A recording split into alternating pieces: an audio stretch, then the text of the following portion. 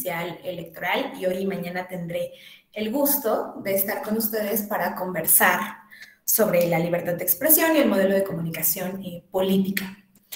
Sé que ya han tenido también varias sesiones relacionadas con particularidades del procedimiento especial sancionador, pero con este módulo van a comenzar una serie de clases dedicadas a la libertad.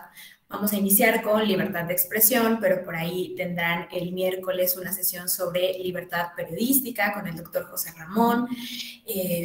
Van a haber temas de derecho a la información, van a tener por ahí otra sesión, otro módulo, me parece que es impartido por el doctor Pérez de los Reyes, no estoy muy segura, pero es relacionado con la libertad religiosa y el procedimiento especial sancionador. Pero bueno, vamos a comenzar con este de libertad de expresión. Les voy a compartir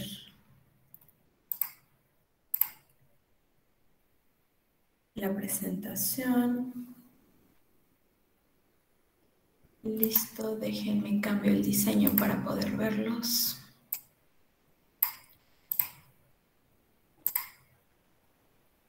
Muy bien. Las sesiones, o estas primeras sesiones, las dividí en dos grandes rubros, en dos grandes aspectos. Vamos a comenzar con los alcances y las características de la libertad de expresión. Vamos a hablar sobre las limitaciones según los estándares internacionales y el marco mexicano.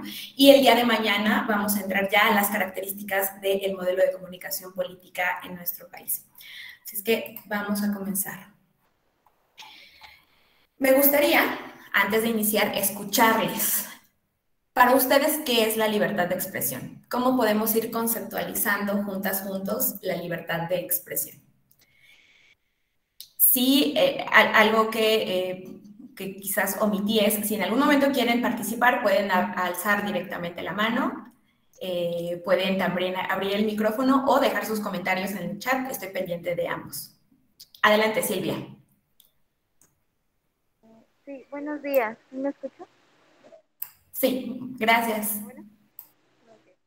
Sí, bueno, entiendo que la libertad de expresión es un conjunto de prerrogativas que tienen todos los ciudadanos de una determinada comunidad para expresar sin ser objeto de juicios o persecuciones lo que quieren manifestar acerca de diversas situaciones dentro de la comunidad o incluso algo que le afecta a él mismo, ¿no? En su conjunto.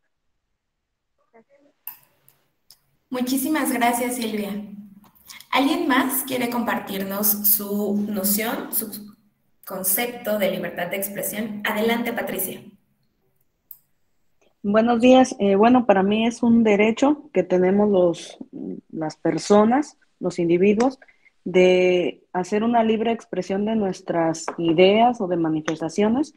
Sin embargo, también, bueno, cuidando los límites o las circunstancias que no están permitidas, ¿no? Para no afectar otros posibles derechos de otras personas.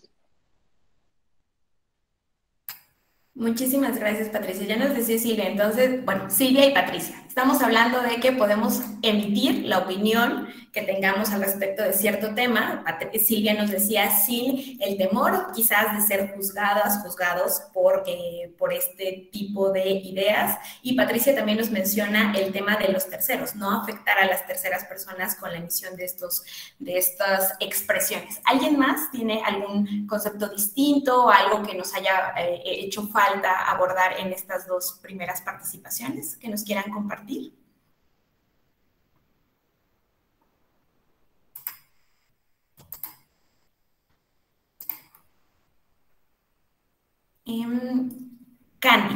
Candy, adelante. Gracias, buenos días a todos y a todas. Bueno, el concepto de libertad de expresión no lo tengo como tal claro, pero pienso es la libertad de poder expresar lo que uno piensa, de poder compartir, escribir, pues tu punto de vista, tu opinión, ¿no? Hacia otras personas, o por ejemplo, puede ser en una plática, o puedes, ser también a través de redes sociales, donde pues nos expresamos muchas personas, ¿no?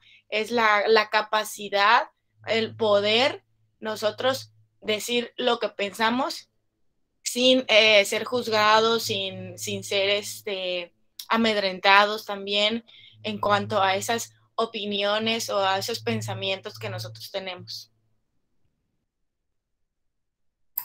Muchísimas gracias por tu participación, Candy. Muchas gracias. A ver, ¿qué es lo que nos dice la Convención Americana de Derechos Humanos y qué es lo que nos dice también la propia Comisión Interamericana? Bueno, identifican que la libertad de expresión incluye necesariamente también otros derechos. Entendemos a la libertad de expresión o esta libertad de expresión comprende la libertad de buscar, de recibir, de difundir informaciones e ideas de cualquier índole sin considerar fronteras y que además pueden ser por medios orales, escritos, por cualquier otro tipo de medio, puede ser en una forma impresa, puede ser artístico, puede ser por el procedimiento de su elección, pero necesariamente implica la libertad de expresión, el derecho a hablar, el derecho a escribir, a difundir ideas, a la expresión artística, al acceso a la información pública, el derecho de poseer también la información y de distribuir esta información. Eso es lo que nos menciona la Convención, tanto la Comisión. Pero además, la libertad de expresión es universal, es decir, es inherente a todas las personas sin importar su sexo, edad, condición social o condición económica, el nivel educativo, características físicas, etc. Es universal. Es también inalienable y también es indivisible. Esto quiere decir que su supresión se puede dar además solo en circunstancias particulares, que vamos a ver un poco más adelante. Y además, la libertad de expresión es independiente. De modo que tiene que garantizarse plenamente que se ejerza, que se lleve a cabo su disfrute y el ejercicio adecuado de otros derechos. Esta interdependencia a eso se refiere. Por eso es que la Convención y la Comisión la asocian con otros derechos. Si existe libertad de expresión, entonces las personas podemos informarnos sobre, por ejemplo, lo que sucede en nuestra vida pública y a partir de ello podemos tomar alguna decisión. A eso se refiere esta interdependencia. Uno de los recursos que se suele utilizar mucho, si ven que de repente volteo de este lado es porque este lado tengo la pantalla que les estoy proyectando. Entonces, uno de los recursos para conceptualizar esta libertad de expresión es ubicarla en una gradación entre su absolutización, digamos, y la censura. En el extremo de la libertad de expresión, en términos absolutos, se considera o se puede considerar que todo, que cualquier discurso, que cualquier opinión, cualquier expresión está permitida. Y esto porque se encuentra bajo este supuesto amparo a la libertad de expresión. Y en este extremo de la absolutización de la libertad de expresión, tenemos la visión de que discursos incluso que podrían considerarse bastante fuertes, que pudieran llegar a ser discriminatorios e incluso violentos, pudieran admitirse porque la libertad de expresión es absoluta. Cualquier persona puede decir lo que quiera al respecto. Como ya vimos en sus participaciones, esto no puede ser así. Tenemos que encontrar un punto medio. Tenemos que identificar qué aspectos no afectan a terceros. Y vamos a llegar a eso conforme vayamos avanzando en la sesión, pero primero quiero que partamos de estas dos visiones, de la visión absoluta de la libertad de expresión y también de la parte de la censura. Entonces, en esta dimensión, en este apartado, en este plano de la absolutización de la libertad de expresión, tenemos, por ejemplo, las redes sociales, que aunque sabemos que conforme ha pasado el tiempo, conforme se han presentado varios casos que cuestionan el uso de los datos, cuál ha sido la influencia, cuál ha sido el impacto de redes sociales, por ejemplo, cuando hablamos de temas públicos en elecciones, tenemos este famoso caso de Cambridge Analytica, etcétera. A pesar de que existen estos casos y que poco a poco se han ido acotando el diseño de las propias redes sociales, en realidad, la forma en la que fueron diseñadas, la forma en la que fueron estructuradas, pues fue desde esta visión, desde la visión de la absoluta libertad de expresión. De yo tengo una cuenta, yo tengo un perfil y en esa cuenta puedo publicar lo que a mí me parezca mejor, lo que sea pertinente de acuerdo a mi esquema mental. Ahora, Tenemos, por ejemplo, también desde este lado de la absoluta libertad de expresión o de esta visión de la absolutización, el caso de Charlie Hebdo en 2015. No sé si alguno de ustedes recordará este caso que nos quiera platicar un poco de qué trataba. ¿Recuerdan Charlie Hebdo? ¿Ubican a Charlie Hebdo, este semanario francés? ¿Alguien? Veo caritas que dicen que no, Patricia nos dice que no. ¿Alguien ubica a Charlie Hebdo? Abel también nos dice que no. Bueno, Charlie Hebdo es un semanario francés, es un semanario político que, digamos que cobró un poco de mayor fama a nivel internacional en 2015 porque sufrió un ataque en sus instalaciones. De hecho, el ataque fue a inicios de enero, entonces recién se cumplió el aniversario de este ataque. Fue en sus oficinas. En este ataque fallecieron alrededor de 10, 12 personas, entre ilustradores. Salomón nos dice, supongo que se refiere a que quienes perpetraron el ataque fueron personas musulmanas. Sí, en este ataque, les decía, fallecieron periodistas, ilustradores, parte del staff, incluso me parece que fallecieron por ahí un par de policías que estaban custodiando o, pues sí, vigilando el edificio. ¿Y cuál es la razón de este ataque? Nos lo adelantaba Salomón. Les decía, Charlie Hebdo es este semanario satírico, suele publicar caricaturas que se podrían considerar bastante fuertes a veces. De lo que suele burlarse es de la extrema derecha, de las religiones en general. Tiene caricaturas o ilustraciones sobre todas las religiones, sobre el catolicismo, el judaísmo, etcétera, en general. Pero este ataque fue porque se publicó una caricatura de Mahoma y entonces esta caricatura les pareció ofensiva y un grupo yihadista llevó a cabo este ataque en las instalaciones. Este hecho, este ataque, convirtió a Charlie Hebdo en un ícono por un tiempo de la libertad de expresión.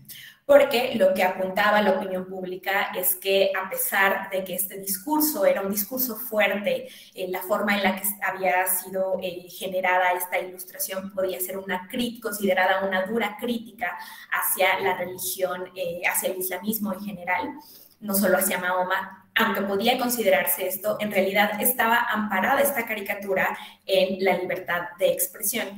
Quien la ilustró y el propio semanario podrían publicarla y a pesar, insisto, de que podía ser bastante dura para quienes profesan esta religión.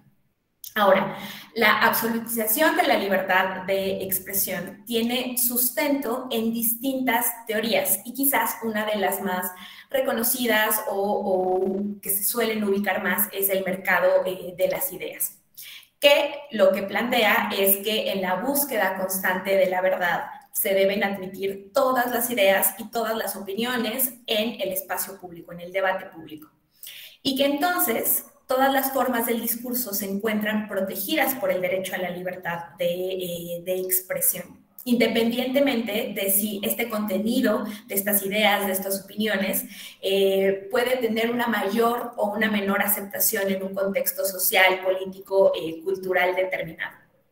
Lo que plantea esta teoría del mercado de las ideas es que el Estado tiene como obligación mantenerse neutral ante cualquier tipo de discurso o ante cualquier tipo de contenido. Así que, pues, no existen personas, no existen grupos, ideas, opiniones que puedan ser excluidas de forma a priori del debate público. Los teóricos del mercado de las ideas plantean que a partir de la discusión de las ideas, de las distintas opiniones y del intercambio, del diálogo, es como se pueden identificar las ideas que son importantes para ese contexto en específico. Y se identifican estas ideas importantes, se identifican aquellas que no lo son tanto, que no lo son tanto porque no se aproximan tanto a la verdad. Hablemos de aproximaciones a la verdad y no propiamente de una verdad absoluta. Entonces, esas ideas que se consideran que son más importantes, que son más apegadas a la verdad, son las que se retoman, son las que se retroalimentan y a partir de ello es que se va construyendo este conocimiento de forma colectiva o de forma social. Ahora, les decía que quizás es una de las teorías más conocidas, más fáciles de ubicar, porque es el símil, digamos, de esta mano invisible de Adam Smith, que no sé si recuerden quienes tuvieron estas clases en ciencia política, en economía, de esta mano invisible que regula sola al mercado. Bueno, se traslada esta idea al aspecto de la libertad de expresión, del mercado de las ideas, y entonces se dice que los propios hablantes, la propia comunidad de hablantes, es quien regula qué ideas son las que van a estar dentro del espacio público, cuáles son estas ideas relevantes o estas ideas importantes que se van a retomar, y las otras son las que se van desechando. Entonces, tenemos como elementos principales de este mercado de las ideas que prohibir una opinión que puede ser una opinión falsa o no tan veraz no hace que desaparezca esta idea. Y por tanto, la libertad de expresión es la única que puede conducir a esta verdad. Que hay ideas que son vitales, que hay otras que no lo son tanto, que tienen, digamos, un escaso valor, y que entonces es la comunidad de hablantes quien identifica a dónde corresponde cada una de estas ideas, cada una de estas opiniones, y las retoman o no en función de su valía. Pero, ¿qué es lo que sucede con esta noción? Bueno, una de las principales críticas que se hacen a la teoría del mercado de las ideas es que se asume que la discusión de las ideas la llevan a cabo personas, por un lado, formadas y también informadas, y además abiertas al diálogo, y que sus reacciones son completamente racionales. Es decir, que en este intercambio de poder identificar si una idea tiene una mayor relevancia o una mayor valía, este intercambio y este diálogo se hace entre personas que están abiertas al diálogo. Y sabemos que esto pues no siempre sucede así, sobre todo cuando hablamos de temas que pudieran considerarse sensibles. Retomemos el ejemplo de Charlie Hebdo, es decir, al estar cuestionando Charlie Hebdo estas ideas más profundas relacionadas con la religión de este grupo, pues es que la reacción que llevaron a cabo, pues no fue completamente racional, ¿no? No hubo esta apertura quizás al diálogo, a la sana crítica, por ejemplo. Entonces, este es una de las primeras críticas que se le hace al mercado de las ideas. No estamos hablando de que todas las personas puedan tener esta apertura para el diálogo y entonces decidir, sí, esta idea es más cercana a la realidad o esta idea es más veraz y esta no, y entonces hacerlo de una forma un tanto más racional. Pero ¿por qué menciono esto de las ideas que son estas ideas más arraigadas? Hay otro aspecto, otra teoría que suele retomar mucho el doctor Guillermo Tenorio, no sé si ustedes le ubican, pero que también es bastante conocida o reconocida por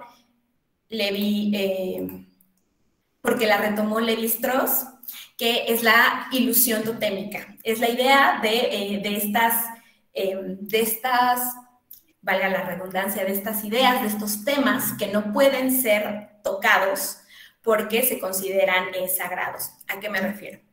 Como pueden ver ahora en pantalla, un tótem, seguramente todos ustedes ubican esta imagen, es esta imagen compuesta por animales, por plantas, por algunas otras representaciones que hacen una mezcla entre este signo, o sea, esta imagen es el signo, hay unos valores culturales, hay unos valores simbólicos, rituales, asociadas con determinada comunidad, por ejemplo. Y entonces, los tótems son retomados sobre todo por las culturas norteamericanas. Son estas imágenes sagradas o intocables, porque, insisto, lo que hay es detrás toda una carga cultural y una carga simbólica de lo que significan estas imágenes y por tanto no pueden ser retomadas. Ahora, estas ideas totémicas trasladadas al discurso, trasladadas al diálogo, son aquellas que tienen un carácter de irrenunciable para una comunidad por considerarse que estas ideas pueden ser sagradas. La pregunta aquí es si la libertad de expresión alcanza para que hablemos, por ejemplo, de las ideas que son totémicas de otras personas, como en el caso de Charlie Hebdo. Puedo quizás, y es pregunta, ¿puedo burlarme abiertamente de la religión de otras personas bajo el amparo de la libertad de expresión? O quizás aquí otra pregunta podría ser, desde mis creencias, desde lo que yo pienso, ¿puedo prohibirle a alguien más que hable al respecto de estas ideas? Adelante, Ramiro. Muchas gracias. Hola, maestra. Buenos días. Buenos días a todas y a todos. Son preguntas bastante interesantes y creo, bueno, desde hace ratito está comentando algunas cosas que creo que giran en torno a lo mismo. Desde el punto en el que señaló respecto a cómo fueron diseñadas las redes sociales, hasta el comentario que hizo respecto al ataque de Charlie Hebdo, con relación a que el ataque no había sido de alguna manera, o esa acción no había sido de alguna manera racional. Y ahorita con la pregunta que nos hace respecto de si podemos decir lo que queramos respecto del el tótem, tomando la teoría, yo creo que todo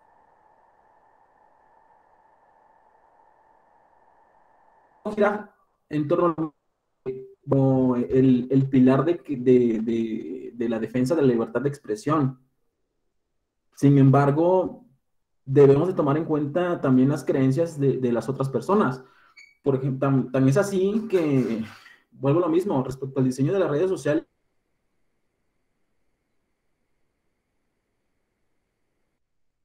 Ramiro, no sé si es mi red, me parece que... Una cultura de libertad, pero... Perdón, una muy, muy breve pausa, y aquí les pregunto en realidad al resto del grupo, ¿fue un problema de mi red o es que estamos perdiendo un poco la señal de Ramiro? La de Ramiro. Ok, entonces, Ramiro, te podría pedir si nos puedes apoyar apagando tu cámara un minuto para que nos puedas compartir tu opinión y tengamos una mejor resolución del sonido. Muchas gracias. Claro, perdón, espero que ahora se escuche mejor. Adelante. Gracias. Ok. Le comentaba que, bueno, todo gira respecto a lo mismo, en relación a la concepción que tenemos respecto de esa libertad. Nosotros partimos de que existe, de que la tenemos, de que la gozamos. Sin embargo, va a haber personas como los musulmanes que evidentemente no es así, que existen límites mucho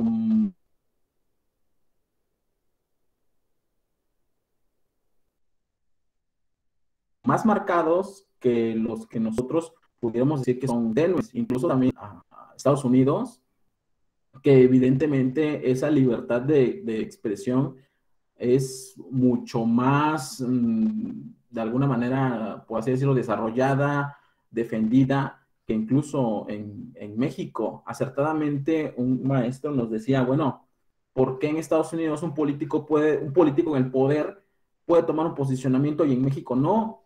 Que vaya más allá de nuestras regulaciones. Aquí perfectamente existen incluso tiempos para dar informes de gobierno. Y allá no, allá no, y es algo que no se puede explicar si no es a través de la cultura, los principios, las creencias de la sociedad, ya ni siquiera de una sola persona. Maestra, ¿es cuánto? Muchísimas gracias, Ramiro, por la participación.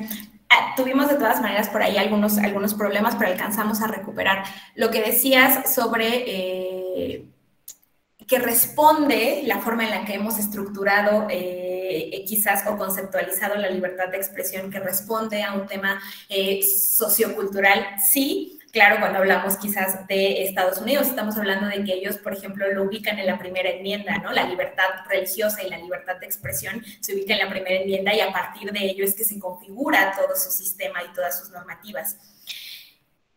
Creo que cuando hablamos, y eso lo vamos a ver mañana, va a ser bastante evidente cuando hablamos de cómo se ha configurado el tema de libertad de expresión, modelo de comunicación política en México, también responde a nuestro contexto, y a nuestro desarrollo histórico y a nuestro contexto político y social, ¿no? Quizás partimos, o siempre podemos identificar que partimos de cierta desconfianza, y a partir de ello es que se ha generado toda una serie de reglas que podríamos identificar como que se ha vuelto incluso pues abigarradas, ¿no? Es bastante complejo. Pero bueno, muchísimas gracias por tu participación, Ramiro. A ver, podemos identificar que existen, sí, limitaciones a la libertad de expresión, que no podemos hablar desde esta visión de todo está permitido, porque, claro, tenemos que respetar los derechos de las terceras personas, ¿no? No podemos emitir alguna opinión, alguna idea que pueda vulnerar los derechos, y entonces hacia ahí vamos a ir en un momento. ¿Cuáles son estas limitaciones que se pueden considerar que no son arbitrarias o que no es una restricción mayor a la libertad de expresión, porque se está permitiendo a ambos? Se está permitiendo la libertad de expresión, pero también el derecho a la información de las otras personas, quizás el derecho al honor, etcétera. Vamos a ver por ahí, vamos a ir avanzando a eso, y casi al final de la sesión vamos a ver también, a recuperar algunos casos relacionados con la Corte Interamericana y que nos ha dicho en casos muy concretos.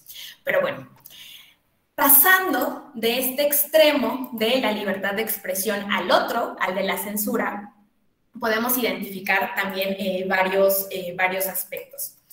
A ver, Stuart Mill, que tiene por ahí un enfoque cargado hacia el mercado de las ideas en esta famosa obra sobre la libertad, explica que la censura o cualquier tipo de limitación que se haga a la libertad de expresión, aun cuando pareciera que es una limitación adecuada o necesaria por el contexto, en realidad lo que está haciendo es, está teniendo una carga negativa para el aprendizaje social. ¿Por qué? Porque ya que las personas, pues somos falibles, las personas nos equivocamos, no es posible que una persona tenga certeza sobre que esa idea que está emitiendo, esa opinión que está emitiendo, es la correcta y el resto de las personas están mal, ¿no? Tenemos que tener esta apertura al diálogo para poder hacer esta construcción del conocimiento juntos, en colectivo. Pero además, porque es importante que cualquier idea pueda entrar al espacio público, a la discusión pública, y que en todo caso, a partir de esta discusión, de este debate, sirva como pues una suerte de enseñanza colectiva, de que si otras personas opinaban de la misma forma, a partir del diálogo, a partir también de la empiria, se puedan identificar qué ideas o cuáles ideas son consideradas como más cercanas o más lejanas a la verdad. Un ejemplo muy concreto podríamos hacerlo a partir de quizás la Tierra siendo el centro del universo. O pues sí, antes, si no hubiera existido esta exploración, este análisis, este cuestionamiento, quizás nos hubiéramos quedado con esta idea de el resto de los planetas y el Sol giran alrededor de la Tierra, cuando sabemos que no. Pero y de ahí la importancia también de la crítica en general, ¿no? De que cuando hablamos, cuando tenemos una discusión al respecto de un tema, haya apertura para poder ir identificando sobre qué elementos podríamos estar equivocados, porque, insisto, ninguna persona tiene la verdad absoluta sobre ningún tema. Entonces, estamos hablando de un tema de construcción colectiva de este conocimiento. Ahora, no hablamos de esta verdad, sino de la veracidad de la información. Como no podemos llegar a una verdad absoluta, hay aproximaciones que se van generando a partir de este intercambio de las ideas. Aquí les ponía hace rato por error esta imagen, quería llegar acá, no sé si la identifican, es una imagen que representa la espiral del silencio, que suele o que postuló por ahí la politóloga alemana Elisabeth Noel Neumann, que lo que planteaba es que cuando hablamos del discurso público, cuando hablamos de la emisión de nuestras ideas, En tanto, las personas somos seres gregarios, somos seres sociales, buscamos también la aceptación de un grupo de forma natural. Antes de emitir una opinión sobre algún tema, si nos hacen alguna pregunta, siempre identificamos o hacemos esta evaluación previa de qué es lo que dice nuestro entorno al respecto. Por ejemplo, con el debate, voy a polemizar un poco, con el debate de las drogas, ¿no? ¿Qué drogas podrían ser permitidas o reguladas y cuáles no? Bueno, si a una persona se le cuestiona de forma directa, es muy probable que dependiendo del círculo en el que se encuentre, de las personas que le estén haciendo este cuestionamiento, pueda modificar su respuesta y quizás no exteriorice su opinión real al respecto. Porque tiene este miedo a ser, pues, como eliminado, a ya no ser aceptado por el grupo. Por eso se le llama esta espiral del silencio. Hay una suerte de autocensura para evitar contradecir la idea del grupo y para evitar ser objeto de juicios, ser objeto de críticas. De modo que la idea que suele prevalecer sobre un tema en específico o sobre algunos temas en específicos quizás no sea la idea general real de las personas, sino que en realidad se han emitido estas opiniones de acuerdo a, híjole, no quiero decir esto porque seguramente esta persona ya no va a confiar en mí. O va a estar mal visto que yo opine en un círculo académico de cierta forma. A eso se refiere un poco Noel Newman. Un ejemplo quizás más cercano relacionado con nuestro ámbito es el estudio de las preferencias electorales. ¿Qué es lo que pasa? Sabemos que las encuestas pues reflejan los resultados de un momento en específico, ¿no? De un momento en el proceso en específico, que obedecen a un contexto particular, la forma en la que están planteadas las preguntas, el tipo de mecanismo que se utiliza incluso para hacer estas encuestas. Es decir, hay bastantes elementos que consiguen identificar la opinión de las y los electores. El problema se presenta cuando las personas, pues por temor o quizás por pena, no expresan sus preferencias electorales. Y después tenemos resultados completamente distintos, quizás, versus una encuesta de salida versus el resultado real. Ahora, vemos que tenemos ejemplos desde la absolutización de la libertad de expresión con el tema de Charlie Hebdo, con el tema de las redes sociales, y desde este lado, desde la visión de la censura, cuando hablamos de la libertad de expresión, pues desafortunadamente tenemos muchísimos ejemplos al respecto. Ustedes, les decía, van a tener por ahí un módulo relacionado con libertad de expresión y prensa, y quizás estoy segura que el doctor José Ramón va a hablar más del tema, pero por acá, en este lado del plano de la censura, les quería compartir uno de tantos ejemplos al respecto de la censura. Y se relaciona con Jamal Khashoggi. No sé si alguno de ustedes lo ubican, a lo mejor del nombre no tanto. Seguramente cuando les vaya contando identificarán que por ahí vieron alguna nota al respecto. Jamal era un periodista de Arabia Saudita, era un periodista saudí con una trayectoria pues bastante amplia. Había cubierto eventos bastante importantes, el ascenso de Bin Laden, por ejemplo, la invasión de Rusia a Afganistán, etcétera. Pero en 2017, Jamal huyó de su país y comenzó por ahí a hacer publicaciones, me parece que semanales o mensuales en el Washington Post, sobre todo criticando al gobierno de Arabia Saudita, diversas críticas al gobierno saudí. Recibió amenazas de muerte, fue perseguido durante bastante tiempo y por ahí en 2018 Jamal estaba en trámites porque en realidad Jamal me parece que estaba a punto de casarse y necesitaba ciertos documentos para poder casarse. Él estaba viviendo en ese momento en Turquía, se había ido como refugiado a Turquía y entonces acudió a la embajada turca, digo, a la embajada de Arabia Saudita en Turquía. Y en el ingreso de la embajada, bueno, previamente a esto, él ya, como tenía contactos dentro del gobierno saudí, había hecho algunas cuestiones, había preguntado de, pues, ¿hay algún problema con que yo me presente a la embajada porque necesito estos documentos? Un poco bajo el agua le habían dicho que no iba a haber ningún inconveniente, pero el día que él acude a la embajada, tratan de detenerlo los guardias de la embajada y como él opone resistencia, le inyectan un supuesto sedante, pero en realidad este sedante se pasa de las dosis y lo que sucede es que Yamal no sale de la embajada. Fuera de la embajada le estaba esperando su pareja, y entonces, como la pareja no tiene noticias de Yamal, empieza a llamar a los medios de comunicación, le llama a él.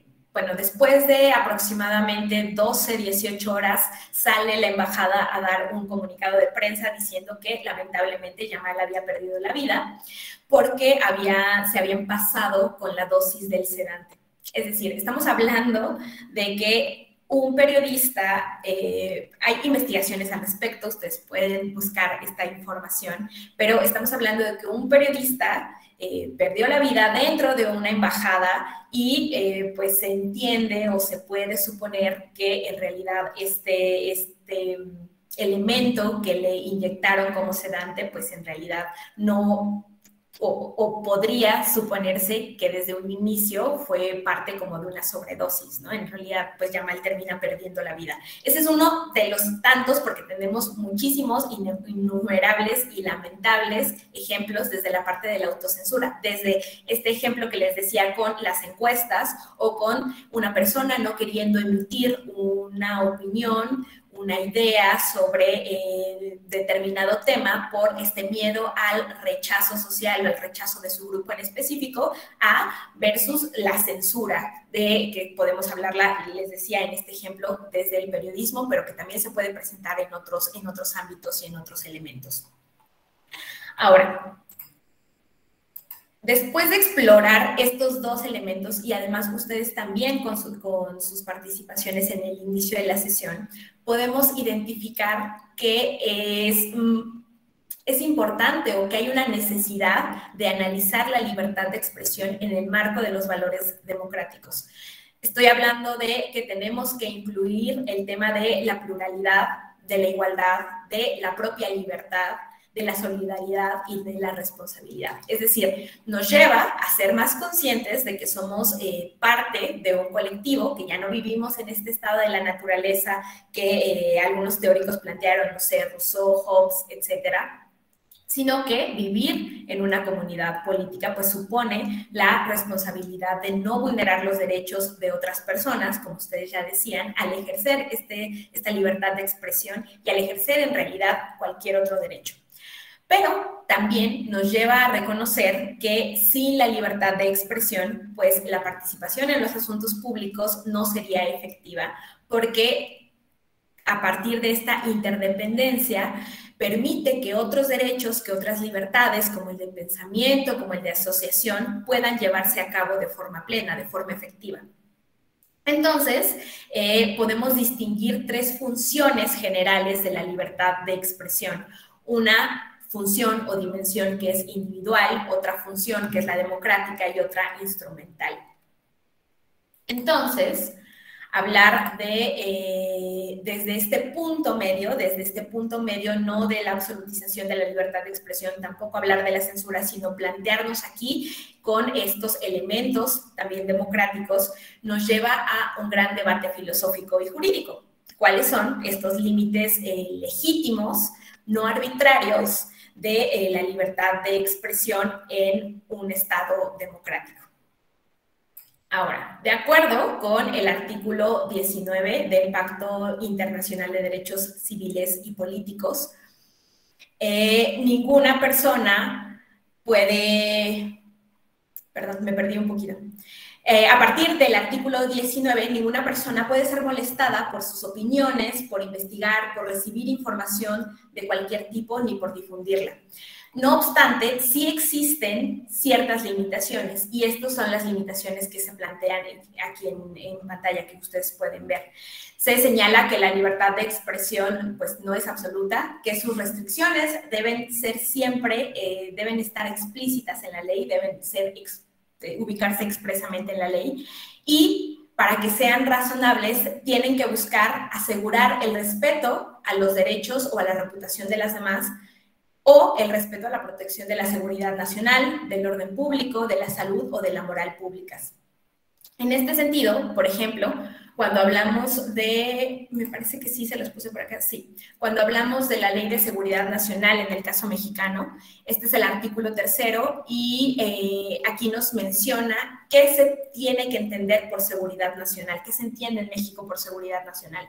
Y nos dice que son todas aquellas acciones destinadas de manera inmediata y directa a mantener la integridad, estabilidad y permanencia del Estado mexicano y que conllevan toda una serie de elementos. Nos habla de la protección de la nación mexicana frente a las amenazas y riesgos de nuestro país, a la preservación de la soberanía y la independencia, al mantenimiento del orden constitucional y de las instituciones democráticas del gobierno, al mantenimiento de la unidad de las partes que integran la federación. Nos habla también de la defensa legítima del Estado mexicano en relación con otros estados o en relación con otros sujetos del derecho internacional. Y nos habla por ahí también de la preservación de la democracia fundada en el desarrollo económico, social y político del país y de sus habitantes. Esto es lo que nos dice el artículo 3º que tenemos que entender sobre la seguridad nacional. Entonces, a la luz del pacto, la libertad de expresión tiene limitaciones relacionadas, cuando hablamos de seguridad nacional, con estos supuestos.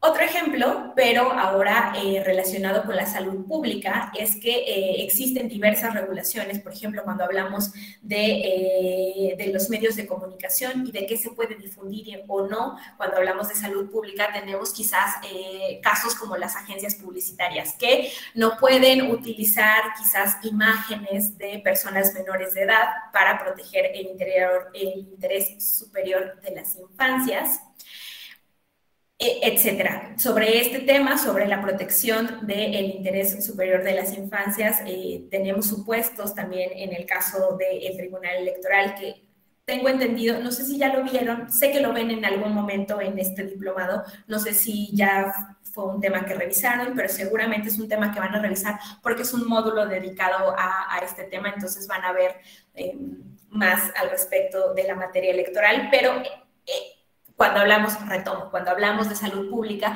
podemos tener este ejemplo de las agencias publicitarias. O, por ejemplo, en el tema de la pandemia, ubicamos casos en los que, y esto pues ya no tiene que ver propiamente con el marco normativo mexicano, pero que se ha presentado, ubicamos casos en los que se han sacado de Twitter o se ha suspendido quizás algunas cuentas en Twitter por supuestamente vulnerar o difundir información falsa al respecto de la COVID-19, ¿no?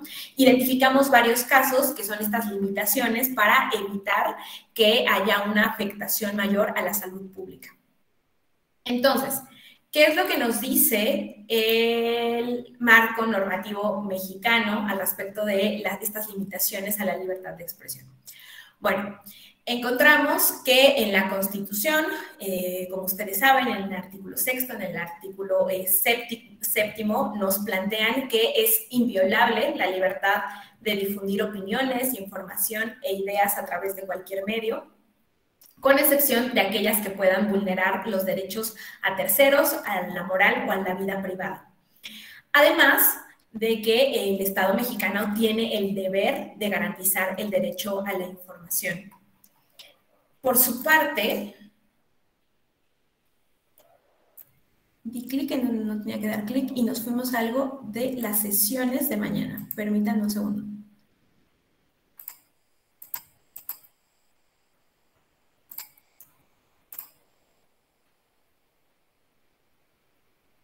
Aquí estamos. Listo.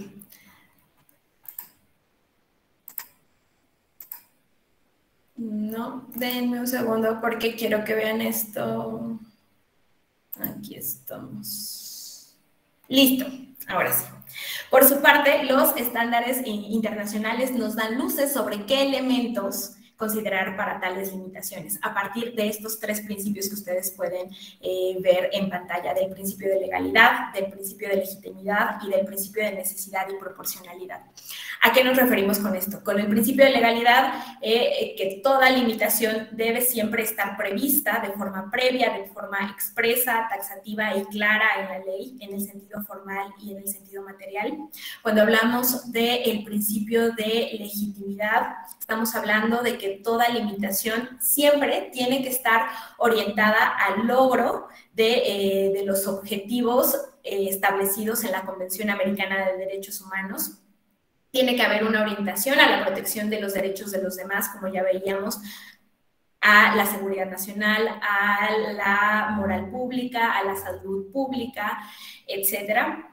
Y también el principio de necesidad y proporcionalidad nos menciona que cualquier limitación que nosotros queramos hacer de la libertad de expresión tiene que ser necesaria o tiene que entenderse como necesaria en una sociedad democrática para obtener estos fines que nos menciona la Convención, y que además tienen que ser proporcionales a la finalidad que esté perseguida y que sean idóneos. Lo vamos a ver un poco en unos minutos más cuando revisemos los casos de cómo existen algunas normas que nos mencionaban que quizás por temas de seguridad nacional, vamos a ver por ahí un caso en Chile, de seguridad nacional, una persona no podía difundir ciertas publicaciones, pero vamos a ver cómo la Corte identificó que en realidad esta medida no era proporcional y ni era necesaria en el caso en específico.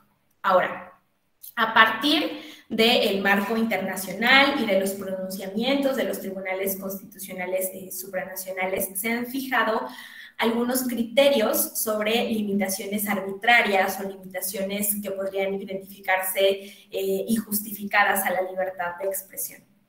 Entre estas no pueden existir,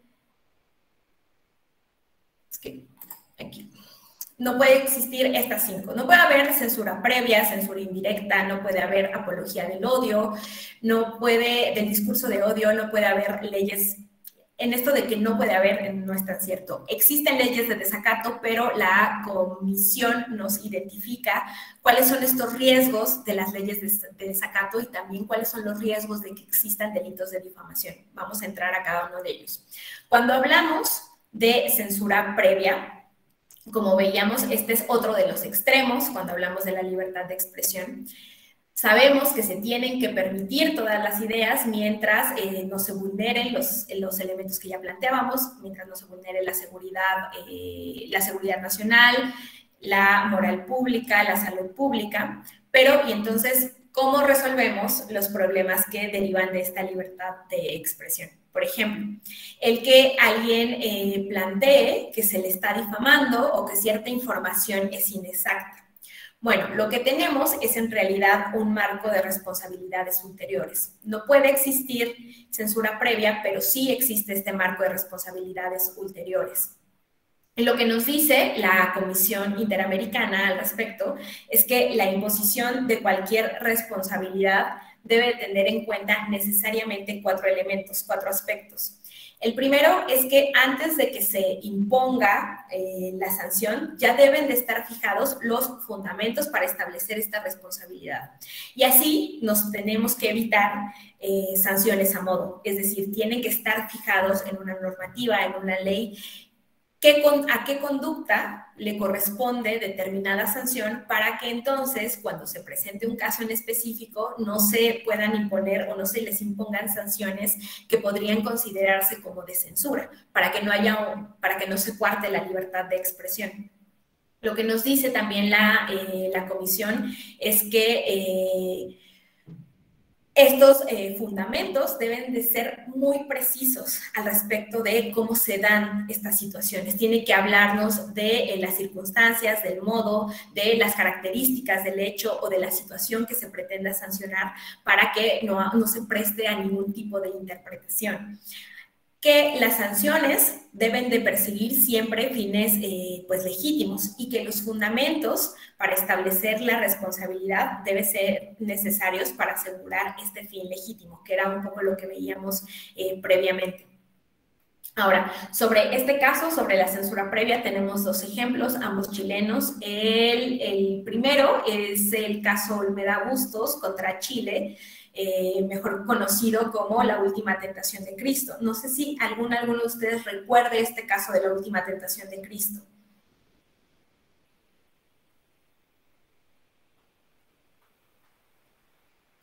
Sí, no.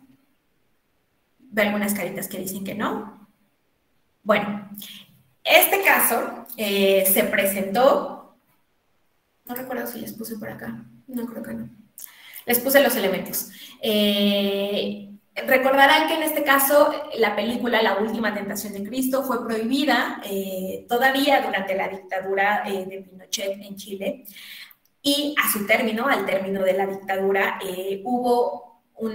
se permitió que hubiera esta difusión, pero se presentó toda una movilización en este país promovida por la propia Iglesia Católica para evitar la exhibición de la película. Porque, de acuerdo con los promotores de esta movilización, había una afectación a sus valores y a los preceptos de la religión católica con esta película, con La última tentación de Cristo. Entonces, en ese momento, los tribunales nacionales prohibieron que se difundiera la película, que se pusiera en las salas de exhibición, y un grupo de personas recurrió a la Corte Interamericana, y la Corte, tras su análisis, identificó y señaló que el derecho a la libertad de expresión protege la información, tanto aquella que puede considerarse como favorable, como aquella información que podría considerarse un tanto ofensiva para la sociedad. Y que entonces no podía haber ningún tipo de censura previa, a menos, y esto también se señala en el artículo 13 de la Convención, cuando hablamos de espectáculos públicos, solamente puede haber esta censura para la protección de la moral, de las infancias y de las juventudes. Son las únicas condiciones a partir de las cuales se pueden establecer algún tipo de restricción cuando hablamos de espectáculos públicos, que en este caso podría relacionarse con la difusión de esta película. Pero lo que nos dijo entonces la Corte es que se podía difundir la película en Chile, y que no hacerlo, que el que no se haya permitido en un primer momento, en realidad se trataba de una censura previa. Y esta decisión, aunque sabemos que son contextos completamente distintos, que no le son aplicables las normativas, porque cuando hablamos del caso de Charlie Hebdo estamos hablando de Francia y tienen pues todo un marco distinto, pero podríamos identificar que lo que nos dice la Corte en este caso chileno es que en realidad, aunque el tipo de ideas o las opiniones que se están emitiendo puedan considerarse como ofensivas para esa comunidad en específico, para esa sociedad, para ese sector de la sociedad en específicos, en realidad la libertad de expresión está protegiendo que se pueda difundir ese tipo de información, la información favorable como aquella que pudiera considerarse también ofensiva. Otro caso relacionado con este tema de la censura previa también tiene que ver con Chile, y es el de Palamara contra Chile, Palamara Iribarne, perdón. Y es Humberto Antonio Palamara, era un exmilitar, un militar en retiro, me parece que era la década de los 80 o de los 90, no estoy muy segura de la década. Él estaba en retiro, pero al mismo tiempo seguía trabajando como civil para la Armada, en temas administrativos. Ya era militar en retiro, pero trabajaba en temas administrativos ya como civil para la Armada. Él estaba escribiendo un libro, que era un libro que se relacionaba con la ética y con la defensa nacional en Chile, con las Fuerzas Armadas, y este libro hablaba un poco en realidad tenía un mayor enfoque relacionado con la ética, pero como retomaba pues ciertas opiniones de que lo que tenía que hacerse en las Fuerzas Armadas chilenas era introducir con mayor fuerza, digamos, el tema de la ética, se le requirió que no publicara estos libros. Estaba trabajando en esta publicación, de hecho ya tenía pues varias muestras en imprenta para que se fueran a las tiendas, y en realidad pues comenzó todo un proceso militar y fue procesado por la justicia militar chilena para evitar que publicara este libro. El tema aquí es que la propia ley militar, la ley sí era de la década de los 80, contemplaba una regla que prohibía que quien se encontraba en el servicio no podía publicar ningún tipo de información reservada, lo sabemos, confidencial, secreta, sin el permiso de alguna autoridad. Y entonces, cuando ingresan a este proceso militar a Humberto, le mencionan que en realidad lo que él está tratando de publicar en ese libro pues es información reservada, confidencial, que podría considerarse que está vulnerando la seguridad nacional chilena y que por estas razones por la cual está inmerso en este proceso militar, pero que al mismo tiempo como parte...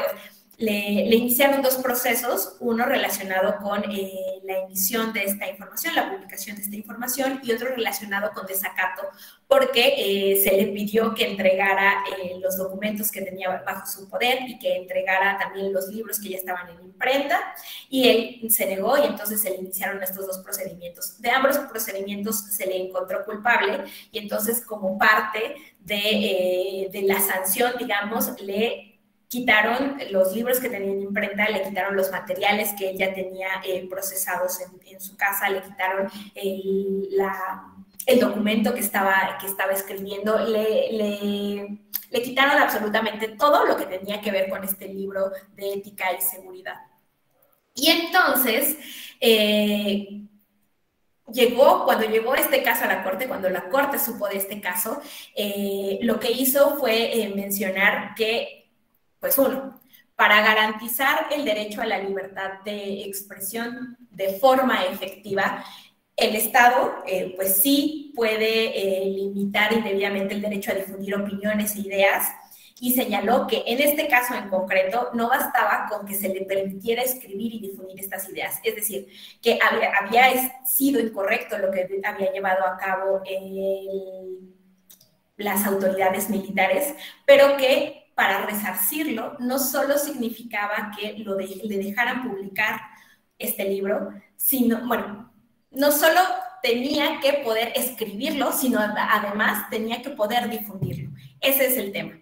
Es decir, no solo se estaba ejerciendo su libertad de expresión al escribirlo, sino que le tenían que permitir que difundiera este libro. Y además aquí se estaba entrando en juego otro elemento que era el tema de pues la propiedad privada, porque le habían quitado todas las herramientas que tenía para poder difundir esta información. Sobre la aparente vulneración a la seguridad nacional en el libro, en realidad solo se apuntaba que era necesario que se desempeñara la labor militar de una forma más ética.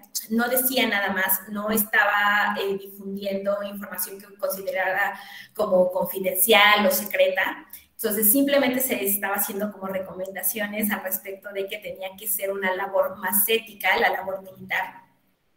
Y por tanto, pues no se estaba poniendo en riesgo el elemento de la seguridad nacional con la información que posiblemente hubiera podido difundir Humberto. Y entonces la Corte, en su análisis, también entra al asunto del derecho a la propiedad privada, porque en tanto, uno, Humberto tenía la posibilidad de, para ejercer su libertad de expresión, escribir lo que estaba escribiendo sobre seguridad nacional y ética. Dos, tenía que poder publicarlo y como parte de esa vulneración a poder publicarlo, de esa vulneración a su libertad de expresión, no solo escrita, sino en la publicación de sus ideas, se le habían retirado estos libros y entonces había también una vulneración a su derecho a la propiedad privada. Este es otro ejemplo. Ahora, recordemos que la libertad de expresión es un derecho de dos dimensiones, que pues la individual se asocia con la expresión de cada persona y la social con el derecho de recibir e intercambiar información en colectivo. La jurisprudencia interamericana ha señalado que una no puede prevalecer sobre la otra, es decir, no es más importante la dimensión individual versus la dimensión social o viceversa. En realidad, ambas tienen que poderse proteger. Y es tan importante que yo emita mis opiniones y me informe como que los derechos que tiene la comunidad en su conjunto. Ahora, tampoco puede existir... Esto cuando hablamos de censura previa, tampoco puede existir censura indirecta. O sea, que no se puede abusar de controles, por ejemplo, a los medios de comunicación para impedir arbitrariamente el flujo de la información. El artículo 7º de nuestra Constitución también plantea que no se puede restringir la libertad de expresión a través de estos controles a los medios de comunicación como un mecanismo para desincentivarla. Y aquí hay quienes marcan, por ejemplo, no sé si ustedes recordarán esa iniciativa de 2020 de la regulación a las redes sociales en nuestro país, ¿no? Que originalmente cuando se planteó hubo quien dijo que podía considerarse que esta regulación a las redes sociales podría ser una suerte de censura indirecta. Pero también tenemos casos en Latinoamérica, cuando hablamos, por ejemplo, de esta posible censura indirecta. A partir de la proliferación de noticias falsas, hubo un boom de reformas en diversos países para evitarlas. Pero creo que los perdí, no sé, duda aquí, no sé si se me fue la red. ¿Me pueden escuchar? ¿Me pueden ver? Sí, sí, le escuchamos. ¿Sí? Sí, te escucha. Perfecto. Sí, se escucha. Muchas gracias. Muchas gracias. Es que de repente se me fueron. Muchas gracias. A ver, entonces les decía, a partir de la proliferación de noticias falsas en toda la región, hubo un boom de reformas. Voy a apagar por ahí ese micrófono. Gracias. No lo puedo cerrar yo. Patricia, ¿me podrías ayudar cerrando tu micrófono? Muchísimas gracias. Gracias, Patricia. Hubo un boom de reformas, de posibles reformas en toda América Latina para evitar la proliferación de estas noticias falsas, pero en las que la propia ciudadanía de esos lugares había señalado que al no existir propiamente claridad en la forma en la que estaban siendo pasadas estas propuestas de reforma, se podría considerar que en realidad, sobre texto de una supuesta noticia falsa, en realidad podría estarse hablando de coartar la libertad de expresión de las personas en redes sociales. Por eso la importancia de estos 4 elementos que les decía hace un rato de la Convención Americana, de tener muy clara cuáles son las circunstancias y las características cuando hablamos de tener prohibiciones para evitar que se pueda vulnerar la libertad de expresión. Ahora, otro aspecto es que la libertad de expresión pues no protege expresiones que son discriminatorias ni aquellas que incitan a hacer daño a otras personas, a grupos de personas, es decir, no admite ningún tipo de discurso de odio. Y aquí les comparto un diagrama, que es un diagrama de artículo 19, que lo que hace es retomar el pacto internacional y también retoma otras convenciones y expone qué es lo que estaría o no permitido. Y veamos, por ejemplo, nos habla de que no debe ser prohibidas ningún tipo de expresiones que no pretendan incitar a otras a la violencia, pero que pudieran resultar quizás ofensivas o que pudieran pues, suscitar cierta preocupación al respecto de si son si es un discurso un tanto intolerante. Eso no tiene que estar prohibido, pero se tiene que poner un énfasis y a lo mejor como revisar más el tema para evitar caer ahora sí y que siga subiendo en la gravedad. Pudiera estar prohibido, nos dice el artículo 19 en el inciso 3, el discurso de odio que puede haber limitaciones al discurso de odio para proteger a los derechos o la reputación de terceras personas para, ya veíamos, seguridad nacional, salud, moral públicas, etcétera. Y necesariamente está prohibido, eso no está permitido por la libertad de expresión y además también lo recuperan el Pacto y otras convenciones, el discurso de odio discriminatorio, ningún tipo de discurso que incite a la hostilidad o a la violencia hacia una persona o hacia un grupo, el discurso que incite al genocidio o a otras vulneraciones al derecho internacional. Hay un caso al respecto de esto que es más o menos reciente, que es un caso de 2018, seguramente alguno de ustedes lo recuerda, que es este amparo directo en revisión, el 4865 de 2018. Veo por ahí que Ramiro asiente. Ramiro, ¿nos puedes compartir un poquito de este caso? Claro, maestra. Gracias.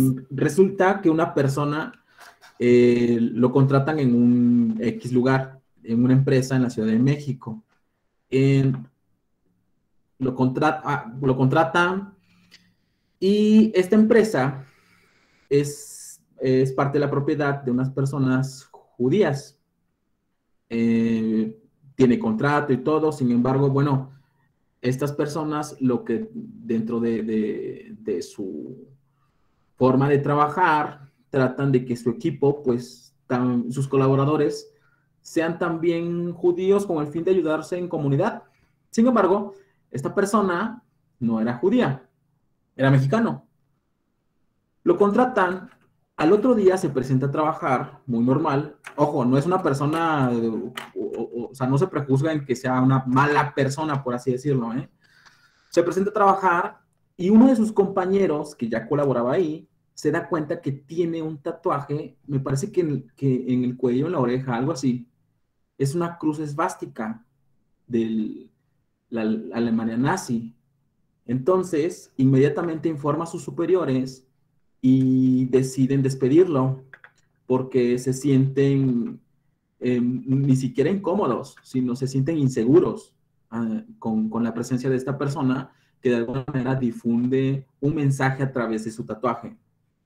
Esta persona demanda laboralmente y el caso llega a la corte porque la empresa pierde el juicio laboral, de ahí se va al amparo directo, lo pierde porque el juzgado de distrito se lo confirma en el sentido de que es discriminatorio por parte de la empresa despedirlo de esa forma, es injustificada, toda vez que parte desde de prejuicios y que el tatuaje no significa nada. Lo dijo la Junta y lo dijo el juzgado de distrito.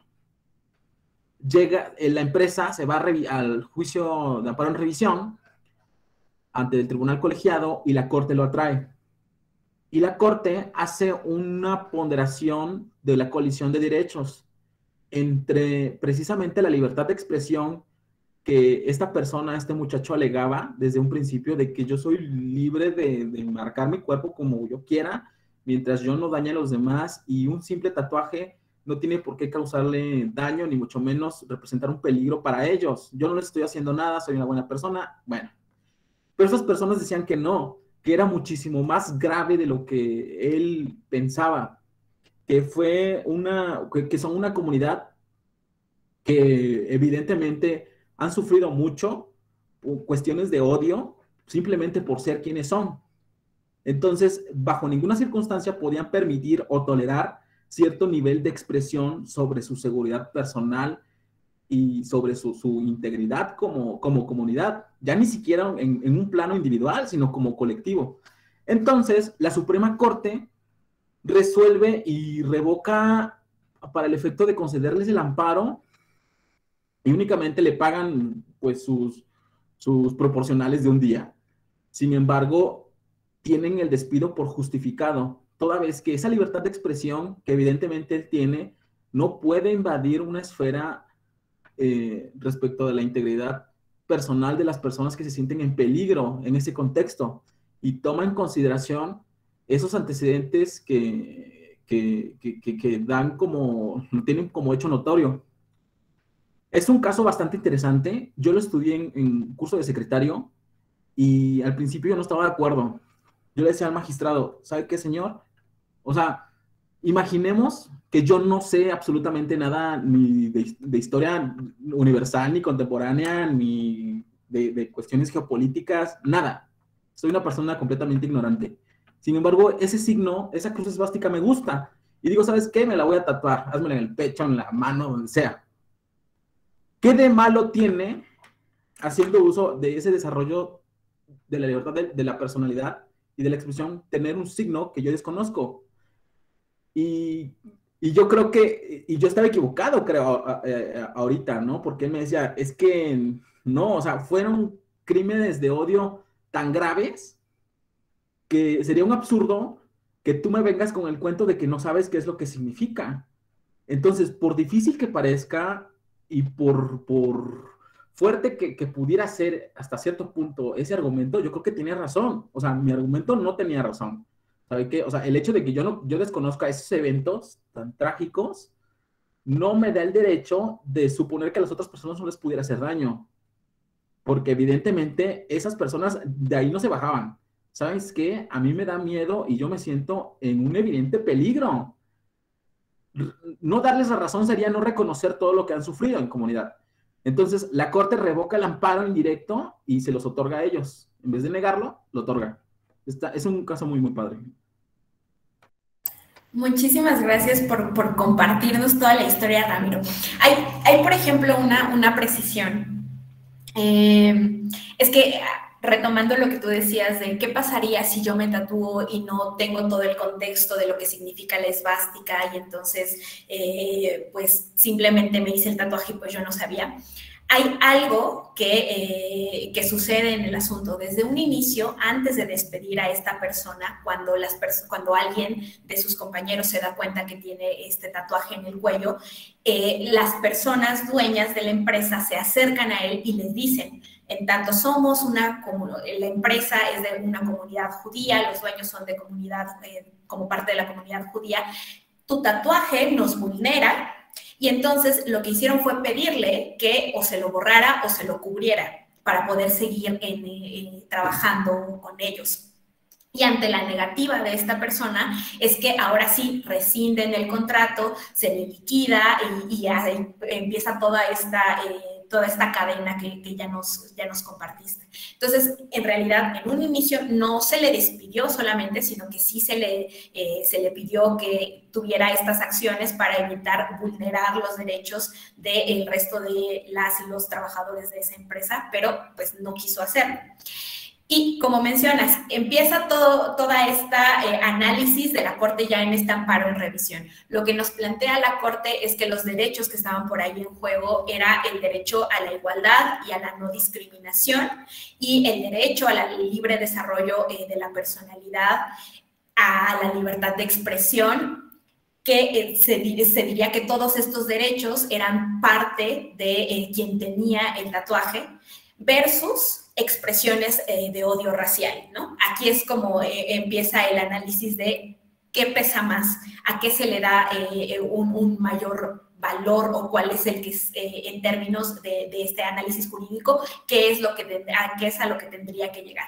Y lo que nos dice por ahí la Corte, lo que señala es que, pues sí, los tatuajes son un medio de expresión de la individualidad de cualquier persona, que una persona puede usarlos para transmitir lo que piensa, sus ideas, sus opiniones, sus convicciones, etcétera, que sí también son un elemento que forma parte de la propia libertad de expresión, del desarrollo a la personalidad que puede tener una persona, pero que pues también existe límites en relación con el respeto a la moral, a la vida privada y a los derechos de los terceros, ¿no? Sobre todo cuando estamos hablando de lo que significa este símbolo y que está asociado necesariamente con un tipo de discurso de odio que, como decíamos, pues puede incitar incluso a algún tipo de violencia por toda esta carga simbólica que tiene la imagen. La Corte por ahí en este amparo retoma, entre otros elementos, retoma por ahí la recomendación 35 del Comité para la Eliminación de la Discriminación Racial de la ONU, que lo que hace es señalar que el discurso de odio, cuando hablamos de discurso de odio racista, puede adoptar distintas formas, que no necesariamente es este discurso directo sobre lo que yo opino al respecto de una comunidad o de un grupo, sino que puede adoptar distintas formas y que no está limitado a las expresiones o a estas expresiones explícitas y que en tanto puede emplear el lenguaje indirecto para precisamente disimular cuál es su objetivo, cuál es su propósito. Por eso es que tiene que tenerse un especial cuidado cuando se analizan estos casos o cuando se analizan este tipo de discursos, para evitar que, como es un tanto velado, entonces se permita que exista este tipo de discurso de odio, ¿no? Pero que sabemos que en realidad en la raíz lo que hay es incitar a la discriminación. Ahora, la primera sala consideró que esta esvástica pues es un símbolo que tiene contenidos discriminatorios, que tiene estos contenidos racistas por sí mismos y que además en el contexto en específico estamos hablando de una persona que tiene este símbolo y que además está laborando día a día con quienes pertenecen a la comunidad judía que han sufrido o que sufrieron todos estos lamentables hechos, sabemos, pues entonces sí existe un mayor peligro de vulnerar sus derechos, ¿no? Existe una conducta que puede ser discriminatoria, que puede incitar al odio, a pesar de que simplemente la persona pues esté portando el tatuaje, ¿no? Y que pudiera quizás alguien decir, bueno, pero es que no está haciendo nada en su conducta, simplemente tiene la imagen en su cuerpo, pero en realidad en el contexto específico, el análisis de los elementos, pues nos da para identificar que sí existe esta conducta discriminatoria, ¿no? Y lo que nos dice además por ahí la Corte es que si bien exhibir un tatuaje en general, cualquier tatuaje sí está permitido y no debe de ser algún pretexto quizás o algún motivo de discriminación en el ámbito laboral, debido a este símbolo en específico, a esta apología al odio, a este discurso, pues sí tiene que haber una imposición de una restricción a este libre desarrollo de la personalidad y a esta pues libertad de expresión de esa persona que tenía el tatuaje. Y entonces lo que dice la Corte, termina diciendo, es que esas medidas que se impusieron, o sea, como mencionas, le da el amparo a la empresa, y lo que dice es que pues las medidas fueron válidas, razonables, fueron proporcionales a la situación en la que estaba inmersa tanto la empresa como quien tenía este tatuaje. Como dices, es un caso sumamente interesante, pues sí se tienen que analizar bastantes elementos. Es que vi que me llegó un mensaje. Nos dice Patricia Rincón, se efectúa entonces una ponderación de derechos, asignándoles una especie de pesos a los derechos de cada parte. Sí, eso fue lo que hizo la Corte, hizo una ponderación de estos derechos, el de la libertad de expresión, el libre desarrollo de la personalidad, y no recuerdo cuál era el tercero, por parte de quien tenía este tatuaje, versus, bueno, es que también hablaba de que posiblemente se trataban de actos de discriminación por portar un tatuaje en genérico, pero cuando entra al análisis la Corte lo que dice es, pues no es un tatuaje en genérico, ¿no? Que eso claramente no está permitido, no puedes sufrir de discriminación laboral por portar un tatuaje, pero en este caso el símbolo, el tatuaje en concreto y lo que sucede es lo que da por decir que en realidad en protección de la comunidad judía, de este caso, y para evitar que haya esta apología al discurso discriminatorio y de odio, es que se le da a la empresa el amparo. Ahora, otra forma de... les puse por acá. Yo creo que ya se los mencionaron mis compañeros en las sesiones anteriores. Estas presentaciones están cargadas en el micrositio de la Escuela Judicial Electoral, en el apartado Materiales de Consulta. Ustedes entran a Materiales de Consulta, vienen cada uno de los diplomados y ahí ya viene cada una de estas presentaciones. Entonces, sí, para que puedan consultar esto de aquí. Ahora, vi un mensajito más, nos dice Nayeli. Bajo el amparo del libre desarrollo de la personalidad, a veces se deja de lado el límite que la libertad de expresión tiene. Muchas gracias, Nayeli, por tu comentario. Les decía, el siguiente elemento tiene que ver con las leyes de desacato. Que no es que estén prohibidas que existan leyes de desacato, pero tienen que ser proporcionales y tienen que ser razonables. Y ahora vamos a ver por qué. Estas leyes de desacato, como ustedes saben, son aquellas que penalizan las expresiones que puedan ofender a servidores públicos, a personas que se desempeñan en el servicio público. Y se considera que las leyes de desacato pueden vulnerar la libertad de expresión porque lo que hacen es desalentar a las personas de emitir su opinión o su idea sobre problemas públicos, sobre algún tema de interés público, bajo la posibilidad y también el temor de recibir algún tipo de sanción, ya sea monetaria o penal. Y entonces aquí tenemos como ejemplo un caso que es un caso argentino, es el de Horacio Verbitsky contra Argentina, que es de la década de los 90. Por ahí Verbitsky publicó una columna periodística en un diario en el que se refería a un ministro de la Corte argentina como asqueroso. Utilizó ese adjetivo en la columna. Y entonces fue acusado por la Corte por haber utilizado lenguaje ofensivo, insultante, amenazante en contra de un funcionario público que se encontraba en el ejercicio de su cargo.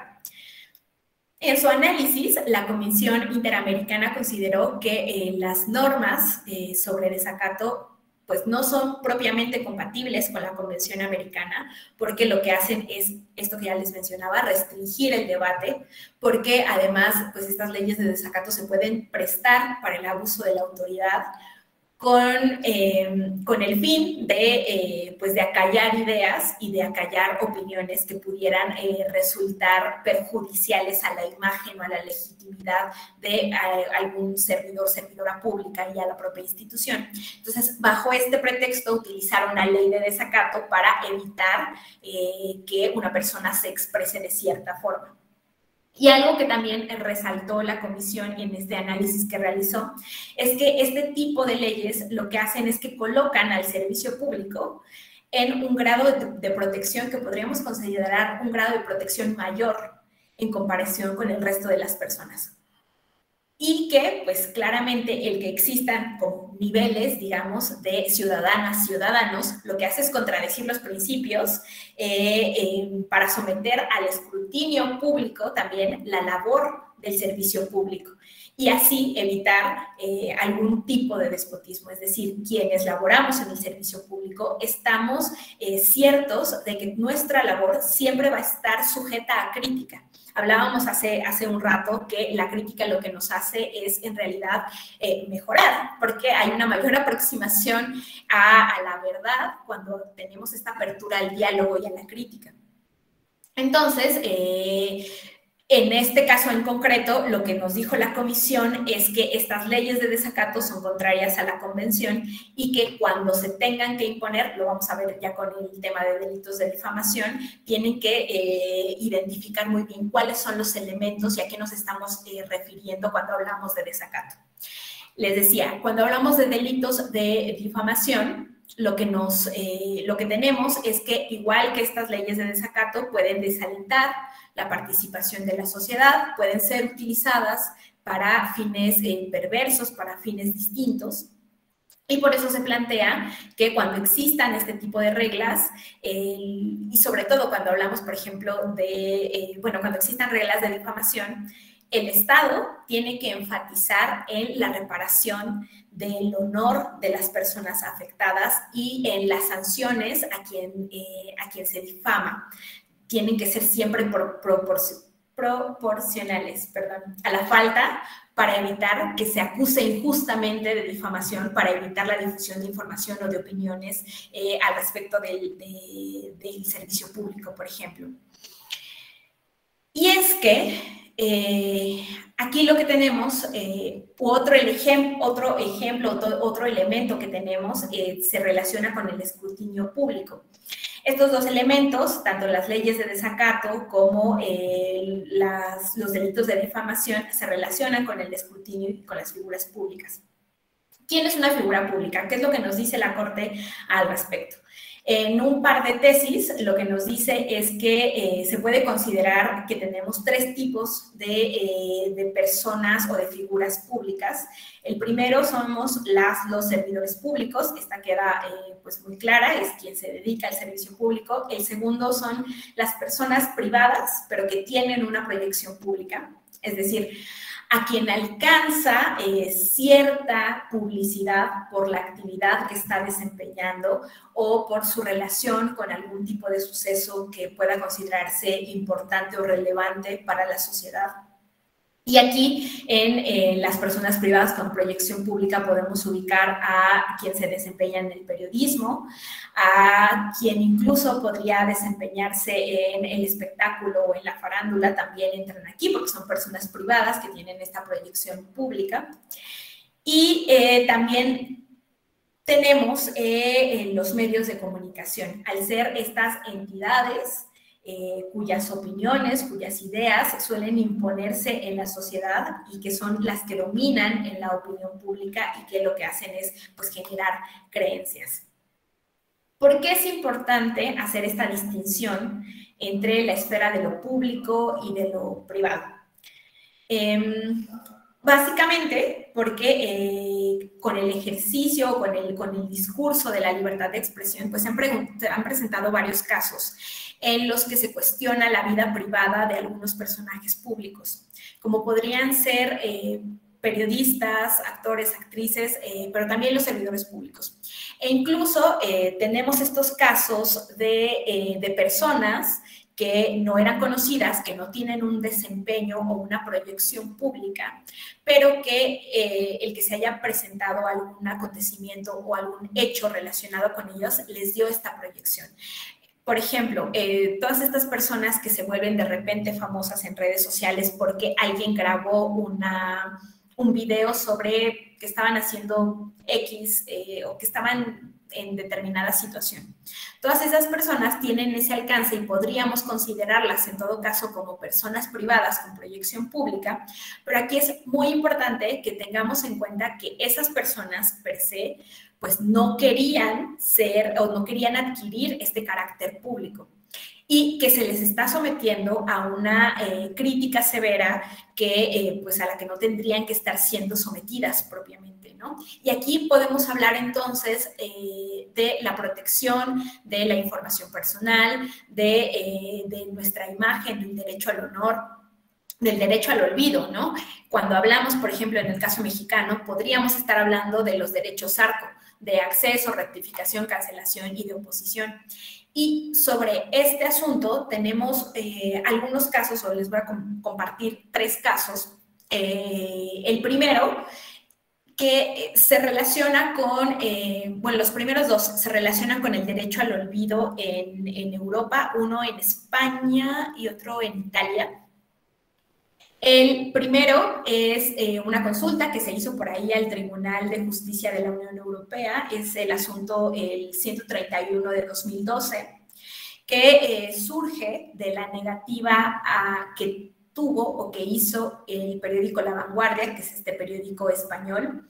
Una persona, les cuento desde el inicio, una persona tuvo por ahí algún problema con un banco, me parece, en la década de los 80s o en los 90s, apareció no boletinado, pero apareció su nombre como que tenía un adeudo con este banco en el diario La Vanguardia, fue en los 90s, apareció publicado, y entonces si él buscaba su nombre en Google, lo remitía a esa nota del periódico La Vanguardia. Y entonces él, en su momento, después de ese momento de la publicación de este diario, él saldó las cuentas con el banco, entonces pues ya estaba bien, pero lo que quería era, en los 2000, lo que estaba pidiendo en 2012 era que su nombre ya no apareciera asociado a esa deuda, porque podía tener alguna afectación de forma personal a su vida. Y entonces recurre a La Vanguardia y le dice que por favor elimine este link o este hipervínculo que hacía de su nombre a esa nota en el diario en el que se le decía que él no había pagado en su momento algo. Y La Vanguardia dice que no. Entonces, esta persona recurre al Tribunal de Justicia de la Unión Europea porque lo que quiere es que, si entonces no lo puede hacer La Vanguardia, le pide a Google que lo haga. Que Google ya no permita que se llegue este enlace hasta el diario La Vanguardia, porque La Vanguardia dijo que no, y entonces se iba a quedar eso en su página de internet, pero si Google eliminaba este hipervínculo, entonces aunque estuviera ahí, pues las personas no iban a poder acceder. Bueno, lo que sucede aquí es que en España existe una normativa que señala este elemento, y esto fue clave para la decisión que tuvo el tribunal. Lo que nos dice es, considerando que los sistemas de tratamiento de datos están al servicio del hombre, que deben, cualquiera que sea la nacionalidad o la residencia de las personas físicas, respetar las libertades, derechos fundamentales de las personas físicas y en particular la intimidad, y contribuir al bienestar de los individuos. Aquí el elemento, lo que hace el tribunal es analizar si Google, cuando te arroja los resultados de algo que tú estás escribiendo en el navegador, lo que hace es, o la pregunta es, si lo que está haciendo con eso es un tratamiento de datos o no. Y la otra, porque en caso de que sí existiera este tratamiento de datos, lo que estaba pidiendo esta persona era que en la protección de su intimidad y de su honor se evitara que Google siguiera arrojando estos resultados. Entonces, lo que nos dice por ahí el tribunal es que identificó que dada la forma en la que se llevan a cabo estos motores de búsqueda en Internet, porque lo que hacen es almacenar la información, la automatizan, sistematizan los resultados. Entonces, sí, a partir de este proceso se podría identificar que sí se está hablando de un análisis o de un tratamiento de datos. Y entonces el tribunal le concede a esta persona en particular que Google elimine de sus buscadores su nombre para que ya no haga este enlace con el periódico La Vanguardia a partir de esta directiva, a partir de esta normativa española. Ese es un caso en el que el resultado fue sí, porque hay una posible vulneración a la intimidad, a la privacidad y al honor de esta persona. Pero también tenemos otro caso en el ámbito europeo, que se presentó en Italia. Hay un hombre que se llama, seguramente ustedes lo tienen por ahí o les resuena, que es Renato Vallanzasca, que era el líder de una banda en la década de los 70s, que estaba ya pagando una pena por ser el líder de este grupo delictivo, que me parece que se dedicaban por ahí al robo en casa habitación. Era todo un grupo y él era el líder y estaba en la cárcel. Y lo que él pedía es que Wikimedia, porque el caso es Wikimedia y Google contra Renato Vallanzasca, lo que pedía es que Wikipedia ya no arrojara su nombre en los buscadores, que cuando pusieras Renato Vallanzasca ya no apareciera que él había sido el líder de la banda tal y que se encontraba, que en su momento trabajaron en Milán, que ya no tuviera toda esta información como parte de su derecho al olvido, porque él ya estaba pagando su pena, es lo que decía esta persona. Bueno, a diferencia del caso anterior, del caso español, el resultado en este fue que se le negó que Wikipedia y Google pudieran bajar esa información. ¿Por qué? Porque lo que decían es que si bien existe este derecho al olvido por parte de esa persona, en realidad se podía estar atentando al derecho a la información de toda una comunidad. Recordemos que hablamos de estas dos dimensiones, ¿no? De esta dimensión individual y de esta dimensión social cuando hablamos de la libertad de expresión. Entonces, en este caso, como no se trataba de un tema particular, que sí fue el caso español, en este caso la decisión fue no. Va a seguir arrojando el resultado Google y Wikipedia de Renato Bañansasca cuando hablemos de su asociación delictiva. Y hay otro caso, bueno, son dos casos, que esos no se los puse por acá, que son de 2018. En realidad, pues no tienen no son vinculantes en ningún sentido porque son dos casos locales de Colombia, pero que me pareció pertinente compartirles porque hablan precisamente de estas figuras que se convierten en públicas ante el escrutinio de las personas, pero que son personas privadas. Y estos casos se relacionan con dos enfermeras en Colombia. Son casos distintos que llegaron por ahí a la Corte Constitucional. Si lo quieren revisar, por ahí la sentencia es la 121 de 2018. Y el primero se relaciona con una enfermera que acude a la Corte diciendo que una persona había cargado en YouTube, me parece, creo que sí era en YouTube, un video en el que se le había tomado a ella hablando.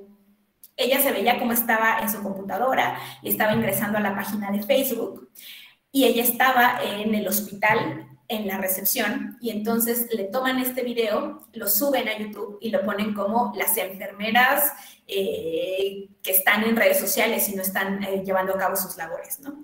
Entonces, esta enfermera acude a la Corte, dice que hay una vulneración a su derecho al honor porque se está emitiendo, publicando su rostro y además se le está difamando de cierta forma.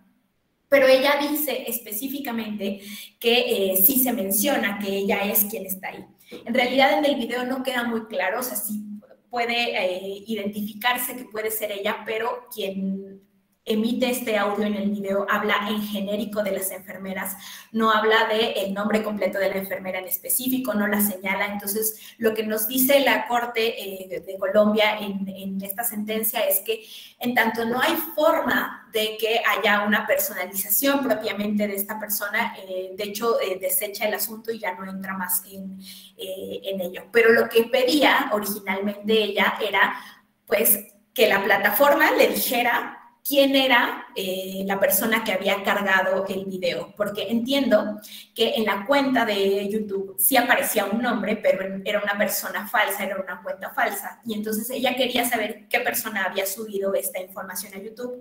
Uno, quería que claramente se limitara este video y pues para evitar que hubiera esta vulneración a su imagen. La Corte, les digo, declara improcedente este juicio, lo declara improcedente. Lo que dice es que pues, no se puede actualizar la calumnia ni la injuria, porque en realidad en ningún momento habla de ella con nombres y apellidos, pues su imagen no es muy clara, entonces tampoco se puede identificar que realmente es ella. Y que entonces no hay información suficiente para que se pudiera considerar que esto podría calificar como algún tipo de calumnia. Ese es uno de los casos.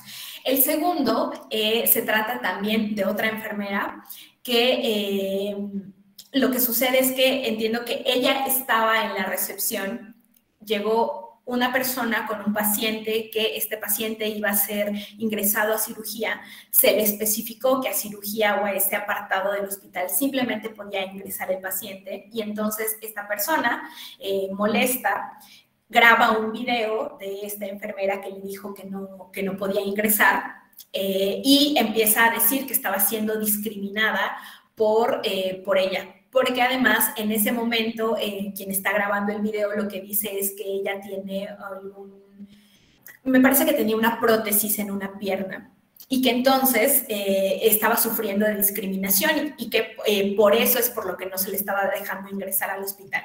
Esta persona que graba el video sube el video a su cuenta de Facebook y entonces hay toda una repercusión porque se empieza a difundir el video. Ahí sí es muy clara la imagen de la enfermera que está, a la que supuestamente están acusando de discriminación, y esta enfermera lo que hace es recurrir a la corte para decirle necesito que bajen el video porque estoy teniendo afectaciones de forma personal, familiar y laboral, porque tuvo problemas en el hospital al tener este video en la web. Lo que ella dice es, de las cámaras del propio hospital se puede identificar que yo en ningún momento cometí algún tipo de acto o conducta discriminatoria hacia quien me estaba tomando el video, pero sí el que se haya subido este video a la web, pues ya está vulnerando mi imagen, mi nombre, y me está poniendo en riesgo a mí y a mi familia. Y en este caso, la Corte resuelve que sí, que tiene la razón por estos elementos. Lo que hace es, bueno, de entrada cuando analiza, identifica que ya el video ya lo había bajado la persona autora, ¿no? Ya no estaba en su cuenta de Facebook, pues ya había por ahí sido difundido en algunos otros medios, pero ya no estaba en la cuenta específica.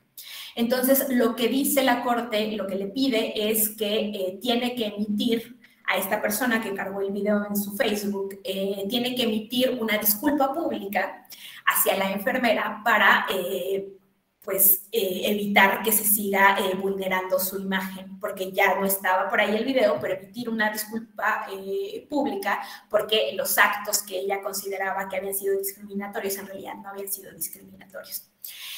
Y este tema, por ahí la sentencia me parece que queda un tanto perdida porque no se notifica de forma adecuada esta sentencia a la persona que había cometido la falta, y entonces por ahí pueden checar la sentencia de documento que está... pues sí, queda por ahí. La resolución es, le dan la razón a la enfermera, tienen que emitirse esta disculpa pública, pero en los hechos, o sea, en la práctica, en realidad, nunca se emite esta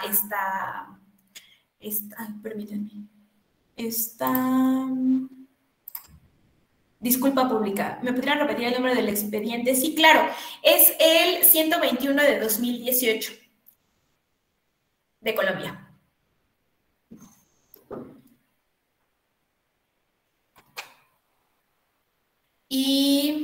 Y así termina este caso.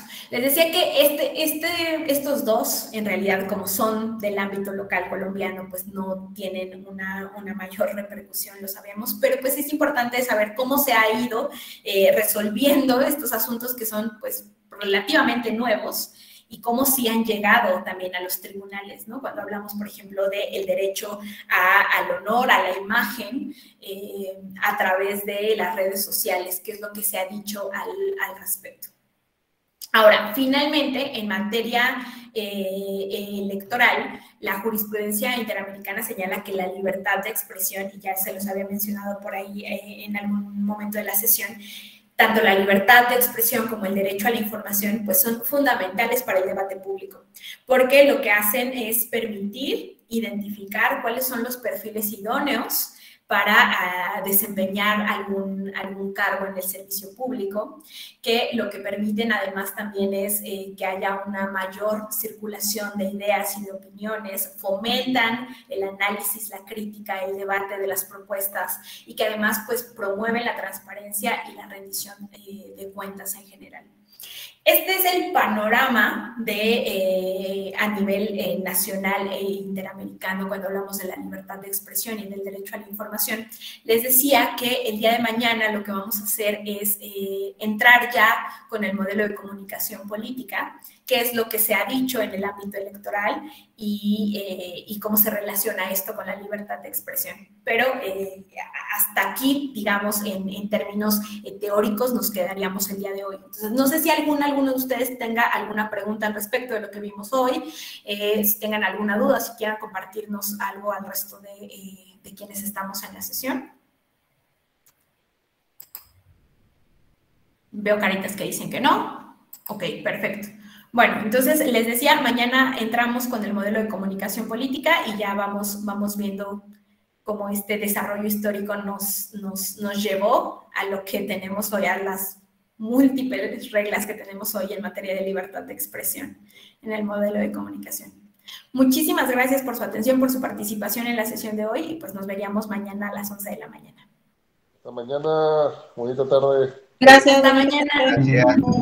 Gracias, maestra. Hasta luego. Bonita tarde. Gracias.